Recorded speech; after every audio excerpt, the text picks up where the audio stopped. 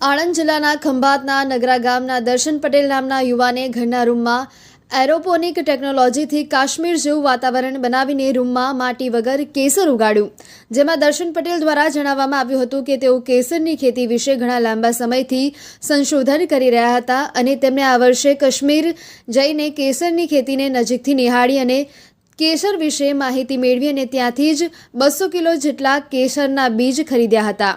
તે બીજને સાફ કરીને ફૂગનાશક દવાનો છંટકાવ કર્યો હતો। ત્યારબાદ પોતાના વતન નગરા ગામે પોતાના મકાનના એક રૂમમાં 2 ટનના એસી લગાવવામાં આવ્યા હતા અને રૂમનું તાપમાન 10 થી 12 ડિગ્રી સેટ કરવામાં આવ્યું હતું। બીજ વાવ્યા પછી શરૂઆતના 1 મહિના સુધી બીજને ટ્રેમાં અંધારામાં રાખવામાં આવ્યા હતા। ત્યારબાદ દેખભાળ શરૂ કરવામાં આવી હતી અને 3 મહિના બાદ કેસરનું ઉત્પાદન શરૂ થઈ ગયું છે તેમ જણાવ્યું હતું। આ પ્રયાસથી તેમને વ્યક્તિગત ફાયદો તો થશે જ, પરંતુ દેશમાં કેસરના ઉત્પાદનને નવી દિશા આપવામાં પણ મહત્વપૂર્ણ સાબિત થઈ શકે છે।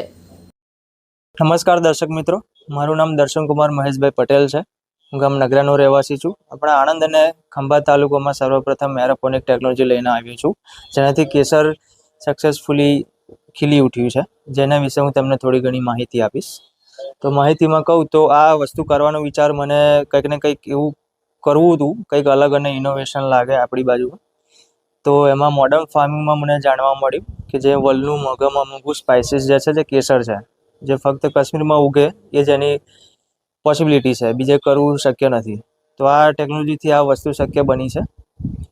તો એ શક્ય બની એની પાછળ પણ ઘણું બધું બિહાઇન્ડ ધ સીન છે, જેમ કે આ રૂમ સેટઅપ મેં કર્યો છે, એના પછી મેં બિયારણ મંગાવ્યા કાશ્મીરથી અને એના પછી મેં આ ચાલુ કર્યું છે।